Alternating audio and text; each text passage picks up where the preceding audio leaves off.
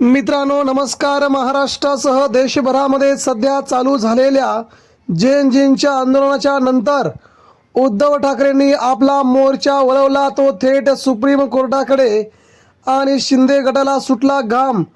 देवेंद्र फडणवीस यांनी देखील सध्या या निकालावरती सगळ्यात मोठं वक्तव्य करत शिंदे गटाची हवा टाईट करत महाराष्ट्रामध्ये मित्रांनो उद्धव ठाकरे यांच्याच शिवसेनेचा खरा विजय आणि शिवसेना ही खरी ठाकरेंची म्हणत मित्रांनो सध्याच्या राजकारणाला दिली तिलांजली. तर एकनाथ शिंदेंच्या विरोधात भारतीय जनता पार्टी आणि BJPचे नेते सध्या देशात चाललेल्या सगळ्यात मोठ्या घडामोडीवरून एकनाथ शिंदे यांच्या शिवसेनेला जबर धक्क्यावर धक्के देण्यास भाजप आता पुढे सरसावले आहे. सध्या भाजपला एकनाथ शिंदे यांच्या काही खासदारांची दिल्लीमध्ये गरज आहे. ती गरज संपल्याच्या नंतर आता भाजपा सगळ्यात मोठा निर्णय घेण्याच्या तयारीमध्ये आहे. तत्पूर्वी दिल्लीमध्ये अतिशय महत्त्वाची घडामोड घडते आहे. दिल्लीच्या राजकारणामध्ये उद्धव ठाकरेंना स्थान मित्रांनो भाजपने दिले. उद्धव ठाकरे आणि राज ठाकरेंचं जर आंदोलन मोठं ठरलं आगामी काळामध्ये या दोनच नेत्यांकडून आपल्याला देशभरामध्ये सगळ्यात मोठा धोका आहे. या दोन नेत्यांचं मन जर वळवलं गेलं तरच महाराष्ट्रासह देशभरामध्ये भाजपा पुन्हा सत्तेत राहू शकते. अन्यथा भाजपला सत्तेमध्ये राहायला खूप अवघड जाईल असं राज्यातील काही नेत्यांनी केंद्रात कळवल्याची देखील माहिती आहे. सध्या युवकांचा ओढा हा दोन्ही ठाकरे बंधूंच्या पाठीमागे आहे आणि हा ओढा एवढा वाढला आहे की गल्लीपासून मुंबईपर्यंत, मुंबईपासून दिल्लीपर्यंत ठाकरेंच्याच बाजूने सगळे आता लोक येऊ लागले आहेत. यातच सुप्रीम कोर्टामध्ये मित्रांनो सगळ्यात मोठी सुनावणी समोर आली असतानाच भाजपने मोठा निर्णय घेत एकनाथ शिंदेंच्या शिवसेनेला, राहुल नार्वेकर यांना आणि महाराष्ट्राच्या एकंदरीत त्या निकालावरती सगळ्यात मोठी प्रतिक्रिया देण्यास सुरुवात केली असून सुप्रीम कोर्टाच्या पटलावरती शिवसेनेचा निकाल मित्रांनो आणि हा निकाल एकनाथ शिंदेंना खूप मोठ्या संकटात टाकणारा दिसू लागला आहे. या सगळ्या संकटामुळे एकनाथ शिंदे यांच्या शिवसेनेचा हा मोठा पराभव मानला जात आहे. गेली 5 वर्ष फक्त सुप्रीम कोर्टामध्ये सुनावणी होत नव्हती. या एकाच कामामुळे शिवसेना शिंदेंकडे राहिली, धनुष्यबाण शिंदेंकडे राहिला आणि सत्ता देखील एकनाथ शिंदेंकडे होती.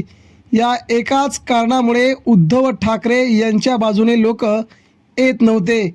मात्र मित्रांनो आता केंद्रात सत्ता बदल होण्याच्या अगोदरच सुप्रीम कोर्टामध्ये वेगवेगळ्या घडामोडींच्या समोर आल्या असतानाच शिंदे सेनेला नवं चिन्ह आणि नवा पक्ष आणि नवं नाव देण्याचा सगळ्यात मोठा निर्णय कोणत्याही क्षणी सुप्रीम कोर्टातून होऊ शकतो.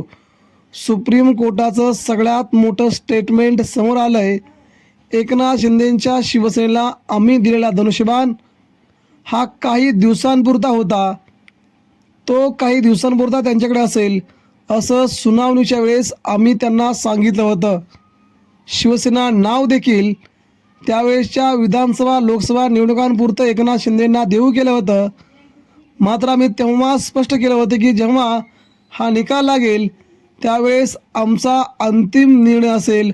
अशा प्रकारची एकनाथ शिंदेंच्या शिवसेनेला सुप्रीम कोर्टाने त्यावेळेस सुनावले होतं आणि आता कुठेतरी त्यावरती ठाकरेंना न्याय मिळताना दिसू लागला आहे. सुप्रीम कोर्टामध्ये शिवसेना उद्धव ठाकरे यांचे वकील कपिल सिब्बल यांनी आपली राजकीय आणि संपूर्ण वकिलीतली संपूर्ण अनुभव हा कामाला लावला असून त्यांनी आता आपल्या सगळ्यात मोठ्या निर्णयाकडे देशाचं लक्ष वळवलं आहे. सुप्रीम कोर्टावर देखील हा न्याय ठाकरेंच्या बाजूने द्यावा लागेल असं त्यांचं स्टेटमेंट आल्यामुळे आता एकनाथ शिंदेंची शिवसेना महाराष्ट्रात राहणार की नाही हा मोठा प्रश्न निर्माण झाला आहे. शिंदेंच्या शिवसेनेला नवं नाव येईल, एकनाथ शिंदेंच्या शिवसेनेला नवीन पक्षचिन्ह येईल आणि नेते देखील नवे येतील. कारण की हे नेते परत शिंदेंसोबत राहतीलच की नाही असा मोठा प्रश्न आगामी काळात एकनाथ शिंदेंनाच पडू शकतो. आपण उद्धव ठाकरेंशी ज्या प्रकारे गद्दारी केली तशाच प्रकारे गद्दारी एकनाथ शिंदेंच्या शिवसेनेसोबत किंवा एकनाथ शिंदेंसोबत आगामी काळात घडू शकते. हा राजकीय इतिहास आहे, त्यामुळे या इतिहासाला कोणी नाकारता कामा नये. आगामी काळात महाराष्ट्रात ही राजकीय पावलं उचलली जातील. नवे तर भाजपा एकनाथ शिंदेंना तशी पावलं उचलण्यास मजबूर देखील करू शकते. यामुळे मित्रांनो, एकनाथ शिंदेंच्या आमदारांना देखील खासदारांना देखील भाजपा उद्धव ठाकरेंच्या बाजूने पाठवू शकते. ही भाजपची नीती आहे.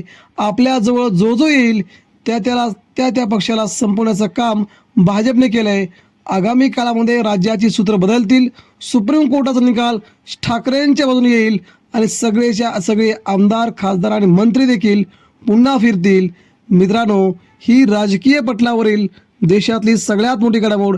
परंतु 29 तारखेला हा निकाल सुप्रीम कोर्टामध्ये लागणार असून त्याबाबत सर्वांचं लक्ष लागले.